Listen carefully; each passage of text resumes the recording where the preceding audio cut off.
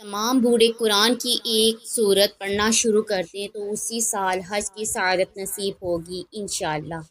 اگر حج کرنے سے پہلے موت آ گئی یا حج کے سفر کے دوران اللہ نے بلا لیا تو تمام گناہ معاف اور سیدھا جنت میں جائیں گے۔ یہ سورت پڑھنے والے کے دل کو سکون اور اللہ کی غیبی مدد حاصل ہوتی ہے۔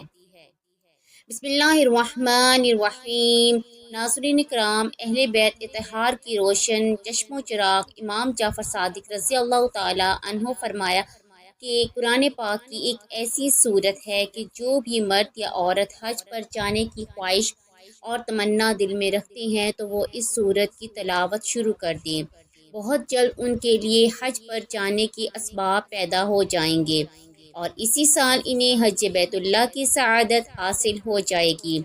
اس بابرکت صورت کی تلاوت کرنے والے کو حج پر جانے سے پہلے اگر موت آ گئی یا سفر حج کے دوران اللہ نے اسے بلا لیا تو مرنے کے بعد اس کے تمام گناہ معاف کر دیے جائیں گے اور قبر سے سیدھا جنت میں جانا نصیب ہوگا۔ یہ کون سی صورت مبارکہ ہے اور اس کی تلاوت کس طرح کرنی ہے اور اس کے ساتھ کون سا کلمہ 33 بار پڑھنا ہے، یہ تمام معلومات آج کی اس معلوماتی ویڈیو میں بیان کریں گے۔ ناظرین کرام، حضرت امام جعفر صادق رضی اللہ تعالی عنہ امام باقر رضی اللہ تعالی عنہ کے فرزند ہیں اور حضرت امام زین العابدین کے پوتے ہیں۔ حضرت امام زین العابدین حضرت امام حسین کے بیٹے جبکہ حضرت علی رضی اللہ تعالی عنہ کے پوتے ہیں۔ حضرت امام جعفر اور داؤد طائی کے درمیان ایک دن بحث ہو گئی۔ جان لیجئے کہ حضرت امام جعفر صادق اور حضرت داؤد طائی کے درمیان محبت اور عقیدت کا بڑا گہرا رشتہ تھا۔ حضرت داؤد طائی صوفی ہیں جبکہ امام جعفر تو نواسہ رسول صلی اللہ علیہ وآلہ وسلم ہیں۔ تو ایک روز امام جعفر صادق فرمانے لگے، اے داؤد طائی میرے لیے دعا کر۔ آپ کی یہ بات سن کر داؤد طائی رو پڑے اور کہنے لگے، حضور میں نواسہ رسول صلی اللہ علیہ وآلہ وسلم کے لیے کیا دعا کر سکتا ہوں بھلا؟ کہاں آپ کا مرتبہ اور کہاں میرا مقام؟ آپ تو حضور کے نواسے ہیں، خانوادۂ رسالت کے چشم و چراغ ہیں، بھلا میں آپ کے لیے کیسے دعا کر سکتا ہوں؟ داؤد طائی کی بات سن کر حضرت امام جعفر فرمانے لگے، یہی تو دعا کروانی ہے۔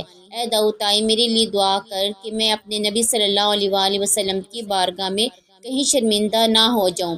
حضور مجھے کہیں یہ نہ فرما دیں کہ میرا نواسہ ہو کر تو کیا کرتا رہا ہے۔ اے میرے دوست، میں نے تم سے یہی تو دعا کروانی ہے۔ دونوں دوستوں میں بہت پیار اور الفت محبت تھی۔ پھر ایک دن دونوں کے درمیان بحث ہو گئی۔ حج کے ایام تھے کہ دونوں نیک اور خوبصورت شخصیات میں بحث ہو گئی۔ ناظرین، حضرت امام جعفر صادق کے بارے میں جان لیجئے کہ میڈیکل سائنس کے بہت بڑے عالم تھے اور آپ رضی اللہ تعالی عنہ نے اپنی درسگاہ میں طالب علموں کو باقاعدہ میڈیکل کی تعلیم دینے کا آغاز فرمایا تھا۔ آپ کے شاگردوں میں امام مالک، امام ابو حنیفہ، امام عاصم، حضرت سفیان ثوری، عمر ابن عبدالعزیز، حضرت بایزید بسطامی، حضرت شام الحکم، حضرت جابر بن حیان اور ان کے علاوہ بھی ایسے شاگرد آپ کے ہاں پڑھتے تھے کہ جنہوں نے آپ سے علم حاصل کرنے کے بعد زمانے کو روشن کر دیا۔ آپ ہزاروں علوم پر عبور رکھتے تھے۔ آپ سے پہلے علم طب یعنی میڈیکل سائنس کو پڑھانے کا رواج نہیں تھا۔ امام جعفر صادق فرماتے تھے، کسی بیمار انسان کا علاج کرنا ایک عظیم عبادت ہے اور آپ نے اپنے مدرسے میں میڈیکل سائنس کی اس طرح سے تعلیم دی کہ آج تک لوگ میڈیکل سائنس پڑھ کر ڈاکٹر بنتے ہیں اور امام جعفر کے نقش قدم پر چل کر ہزاروں بیماریوں کا علاج کرتے ہیں۔ امام صاحب وہ پہلے انسان ہیں کہ جنہوں نے یہ واضح کیا کہ جتنی چیزیں مٹی کے اندر ہوتی ہیں اتنی ہی چیزیں انسانی جسم کے اندر بھی ہوتی ہیں۔ آپ نے پہلے بار یہ فرمایا کہ انسان کے جسم میں جو عناصر پائے جاتے ہیں وہ تعداد میں 20 ہیں اور ان کی مقدار ایک دوسرے سے مختلف ہے۔ کئی صدیوں کے بعد جب سائنسدانوں نے تحقیق کی تو معلوم ہوا کہ انسان کے جسم میں کل 20 عناصر ہیں، جن میں سے 4 سب سے زیادہ ہیں، آکسیجن، ہائیڈروجن، کاربن اور نائٹروجن، اور اس کے علاوہ 16 ایسے عناصر ہیں جو تعداد میں کم ہیں۔ حضرت امام جعفر صادق رضی اللہ تعالیٰ عنہ حج بیت اللہ شریف کی سعادت حاصل کر کے واپس آئے تو امام صاحب حضرت داؤد طائی سے فرمانے لگے کہ جو ایک بار مکے سے ہو کر آ جاتا ہے تو اللہ پھر اس کو دوزخ میں نہیں ڈالے گا۔ فرمایا جو اللہ کے گھر چلا جائے، اپنی پوری زندگی میں ایک بار کعبے کا دیدار کر کے واپس آ جائے تو پھر اللہ اسے کبھی دوزخ میں نہیں ڈالے گا، لیکن شرط یہ ہے کہ وہ ایمان کی حالت میں گیا ہو۔ یعنی حضرت امام جعفر رضی اللہ تعالیٰ عنہ نے فرمایا کہ جو مسلمان مرد یا عورت اپنی پوری زندگی میں صرف ایک بار ایمان کی حالت میں کعبے کا دیدار کر لے تو اللہ اسے دوزخ میں نہیں ڈالے گا۔ سبحان اللہ۔ حضرت داؤد طائی رحمۃ اللہ علیہ نے آپ کی بات سن کر خاموشی اختیار کی۔ اس پر امام صاحب نے فرمایا کہ اے داؤد، یہ میرا ایمان ہے کہ جو شخص ایک بار ایمان کی حالت میں بیت اللہ سے ہو آئے تو اسے اللہ دوزخ میں نہیں ڈالے گا۔ کیا تو اس بات کی تصدیق نہیں کرتا؟ حضرت داؤد طائی نے کہا یا حضرت، میں آپ کی بات کی تصدیق کیسے کروں کہ آپ نے فتویٰ ہی پورا نہیں دیا۔ میرا خیال میں آپ کی بات مکمل نہیں بلکہ ادھوری ہے، تو پھر بھلا میں اس کی تصدیق کیسے کر دوں؟ امام جعفر رضی اللہ تعالیٰ عنہ تھوڑا حیران ہوئے اور پوچھا کہ بتاؤ پھر مکمل بات کیا ہے؟ حضرت داؤد طائی نے کہا کہ پوری بات اس طرح ہے کہ جو ایمان کی حالت میں ایک بار بیت اللہ شریف کا حج کر لے تو اللہ اسے دوزخ میں نہیں ڈالے گا، اور جو مدینے سے ہو کر آئے گا تو اللہ اسے جنت میں ضرور داخل فرمائے گا۔ سبحان اللہ۔ ناظرین، ایک بار محبت سے درود پاک صلی اللہ علیہ وآلہ وسلم۔ تو امام جعفر کہنے لگے کہ اے داؤد طائی، میں نے جو بات کہی اس کی دلیل یہ ہے کہ جس نے ایمان کی حالت میں کعبہ دیکھ لیا تو اس کی ایمان پختہ ہے۔ اور نبی صلی اللہ علیہ وآلہ وسلم نے فرمایا کہ من قال لا الہ الا اللہ دخل الجنہ، یعنی جس نے یوں کہا اللہ کے سوا کوئی عبادت کے لائق نہیں وہ جنت میں داخل ہو گیا۔ لیکن تو نے جو یہ کہا کہ روزہ پاک دیکھنے والے کو اللہ ضرور جنت میں داخل کرے گا، تو اس کی کیا دلیل ہے؟ اللہ اکبر۔ دو ایمان سے لبریز مومنوں کا مکالمہ چل رہا تھا۔ اللہ کے نوری فرشتے بھی جب ایسا منظر دیکھتے ہوں گے تو اللہ کے اشرف المخلوقات پر رشک ضرور کرتے ہوں گے۔ ایسے خوبصورت لوگ ہی خوبصورت باتیں کرتے ہیں۔ اختلاف رائے ہونا الگ بات ہے، کیونکہ اختلاف رائے تو صحابہ کرام کے درمیان بھی ہوتا تھا۔ اہل بیت اطہار نے بھی اختلاف رائے کا اظہار کیا، اور اولیاء، صوفیاء یا علماء کرام میں بھی اختلاف رائے ہو سکتا ہے، لیکن دوسروں کو نیچا دکھانے کے لیے زبان کے تیر برسانا، اپنے ہی مسلمان بھائیوں کو ایمان سے خارج بتلانا، یا خود کو دوسروں سے بڑا مومن ظاہر کرنا یا کوئی دانش مندی والی بات نہیں۔ داؤد طائی رحمۃ اللہ علیہ کہنے لگے اے حضرت، میری دلیل یہ ہے کہ پورے مکے میں تو کہیں جنت موجود نہیں۔ یقیناً مکہ دیکھنے والے کو جنت ملتی ہے، لیکن مکے میں جنت نہیں۔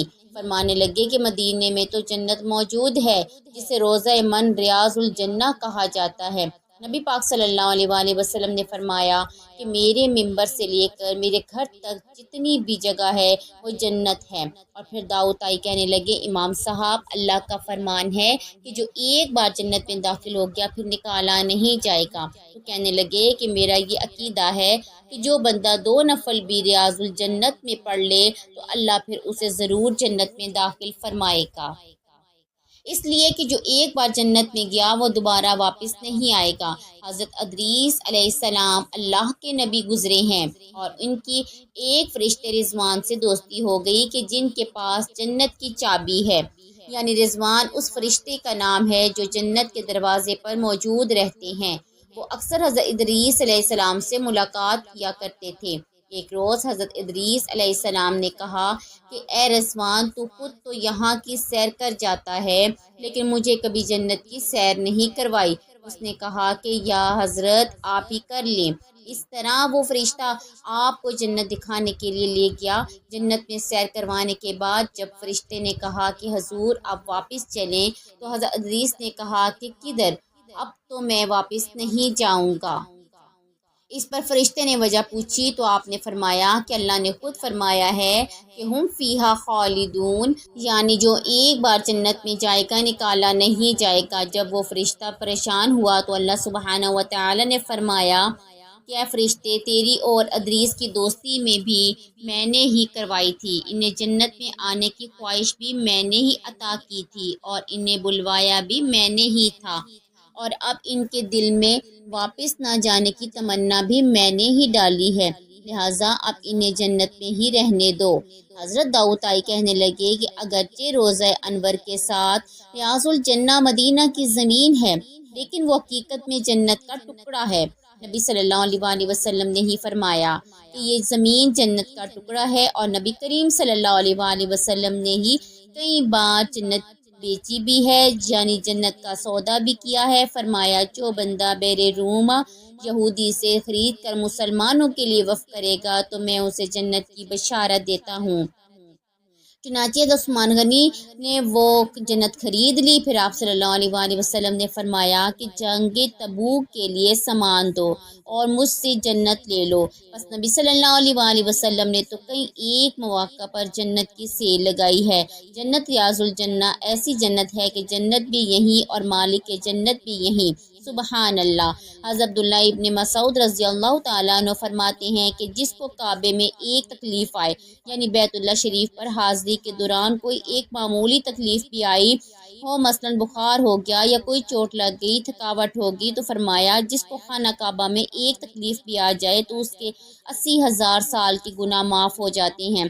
دوبارہ سنیں کہ 80 سال کے نہیں کہا گیا، بلکہ فرمایا گیا ہے کہ 80,000 سال کے گناہ معاف ہو جائیں گے، جبکہ نبی کریم صلی اللہ علیہ وآلہ وسلم نے فرمایا کہ جو بندہ میرے روزے پر آئے اور اسے وہاں پر کوئی تکلیف پہنچے، کوئی اس سے دھکا دے، کوئی اسے برا بھلا کہے، یا کوئی بھی کسی بھی قسم کی بیماری کا سامنا کرنا پڑے، تو آپ صلی اللہ علیہ وآلہ وسلم نے فرمایا کہ میرے روزے پر آنے والا میرا مہمان ہے، کوئی تکلیف پہنچے تو صبر کرے، اس کے اس صبر کے بدلے میں قیامت کے دن اس کی شفاعت کروں گا، سبحان اللہ۔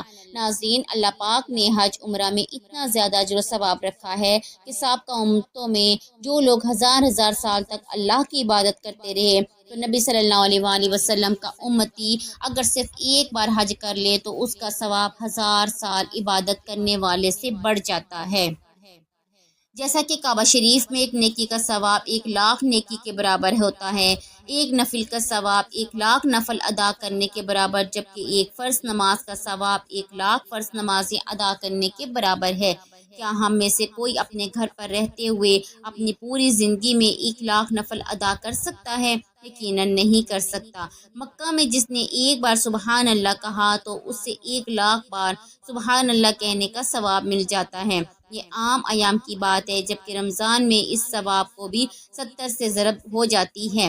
نبی کریم صلی اللہ علیہ وآلہ وسلم نے فرمایا کہ جو لوگ حج اور عمرہ کرتے ہیں وہ اللہ کی جماعت ہیں۔ دوستو، جو لوگ خانہ کعبہ جا کر صرف بیٹھ کر بیت اللہ کی زیارت کریں اور کچھ نہ کریں تو جان لیں کہ نبی کریم صلی اللہ علیہ وآلہ وسلم نے فرمایا کہ بیت اللہ کی زیارت کرنا بھی بہترین اجر و ثواب کا باعث ہے۔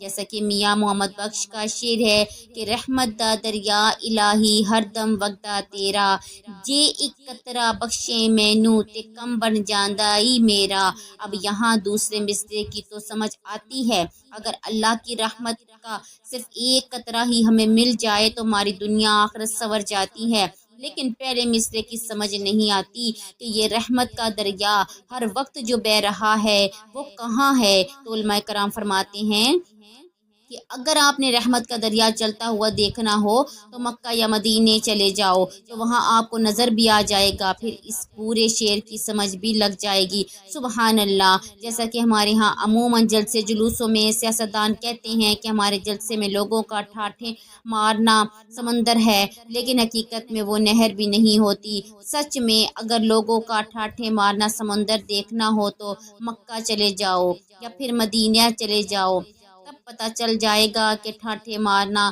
سمندر کس سے کہتے ہیں۔ اور یہی وہ بات ہے کہ رحمت دا دریا الہی ہر دم وگدا تیرا۔ ناظرین کرام، حضرت امام جعفر صادق رضی اللہ تعالیٰ عنہ اور حضرت داؤد طائی میں بحث جو چلی تو علم کے نئے دروازے کھلے، اور آنے والی نسلیں ان کی دلائل کو سن سن کر اپنا ایمان تازہ کرتے چلے جائیں گے۔ دونوں حضرات کی بحث سے معلوم ہوا کہ زندگی میں صرف ایک بار مکہ اور مدینہ کی حاضری نصیب ہونا کس قدر اہمیت و فضیلت کا حامل ہے۔ چنانچہ نبی کریم صلی اللہ علیہ وآلہ وسلم کا فرمان عالی شان ہے کہ جو بندہ ایک بار عمرہ ادا کر لے تو اسے دوزخ سے ایک خندق کے برابر دور کر دیا جاتا ہے۔ ایک خندق کی چوڑائی اتنی ہے کہ جتنا زمین اور آسمان کے درمیان فاصلہ۔ حضرت ابو ہریرہ رضی اللہ تعالیٰ عنہ سے روایت ہے، اللہ کے آخری نبی رسول ہاشمی صلی اللہ علیہ وآلہ وسلم نے فرمایا، جو بندہ کعبہ شریف کا حج کرے، اس دوران نہ فحش بات کرے نہ ہی گناہ کا کام کرے تو وہ ایسے لوٹ جائے گا جیسے اس کی ماں نے اسے جنا ہو۔ بخاری شریف کی حدیث پاک میں ہے کہ ایک عمرہ دوسرے عمرے تک درمیان کے گناہوں کا کفارہ ہے اور مقبول حج کی جزا صرف جنت ہے۔ مسلم شریف کی حدیث پاک ہے، نبی رحمت شفیع امت صلی اللہ علیہ وآلہ وسلم نے فرمایا، بے شک حج پہلے کے گناہوں کو معاف کروا دیتا ہے۔ ناظرین کرام، امام جعفر رضی اللہ تعالیٰ عنہ نے ایسے لوگوں کو خوشخبری سنائی کہ جو لوگ حج عمرہ کے لیے جانے کے شدید خواہش مند ہوں اور کوئی حالات میسر نہ ہوں تو انہیں چاہیے کہ وہ قرآن پاک کی ایک سورت کی تلاوت کو اپنا معمول بنا لیں۔ انشاءاللہ ایک سال کے اندر ہی ان کے حج یا عمرے کے اسباب پیدا ہو جائیں گے اور وہ حج یا عمرے کی ادائیگی پر جا سکیں گے۔ لیکن اگر ایسا شخص جو حج یا عمرے کی نیت سے قرآن کی یہ صورت پڑھتا رہا لیکن اس سے پہلے ہی اسے موت آ جائے تو اس کے لیے خوشخبری ہے کہ اس کے سابقہ تمام گناہ معاف کر دیے جائیں گے اور جنت میں اعلیٰ مقام بھی نصیب ہوگا۔ امام جعفر رضی اللہ تعالیٰ عنہ نے فرمایا، جو شخص عمرہ حج کی ادائیگی کا شدید خواہش مند ہو تو اسے چاہیے کہ وہ سورۃ حج کی تلاوت کر دے۔ ہر روز ایک بار سورہ حج کی تلاوت کرے، لیکن اگر کوئی شخص ہر روز ایک مرتبہ سورہ حج کی تلاوت کرنے کی اہلیت نہ رکھتا ہو تو وہ ایک سورت کو 3 دن میں مکمل کر لیا کرے، یعنی ہر 3 دن کے بعد ایک بار اس کی سورت مکمل ہو جائے تو انشاءاللہ اس کے لیے بھی یہی فضائل و برکات ہیں۔ اس کے علاوہ تسبیح فاطمہ کو بھی بہت زیادہ فضیلت و مقام حاصل ہے۔ فرمایا گیا ہے کہ جو مسلمان ہر فرض نماز کے بعد 33 مرتبہ سبحان اللہ، 33 مرتبہ الحمدللہ اور 34 مرتبہ اللہ اکبر پڑھا کرے تو اسے مقبول حج کے برابر ثواب حاصل ہوتا ہے۔ ناظرین کرام، حج بیت اللہ کی سعادت یقیناً ہر مسلمان کے لیے زندگی کا سب سے قیمتی سرمایہ ہے۔ اللہ سبحانہ و تعالی سے دعا ہے کہ بشمول میرے تمام مسلمانوں کو زندگی میں کم از کم ایک مرتبہ یہ سعادت حاصل کرنے کی توفیق عطا فرمائے، آمین یا رب العالمین۔ محترم ناظرین، ثواب کی نیت سے نیچے کمنٹ باکس میں ایک بار اللہ کا ایک خوبصورت نام ضرور تحریر فرما دیجئے۔ جزاک اللہ خیرا کثیرا۔ اللہ ہم سب کا حامی و ناصر ہو۔ اللہ حافظ۔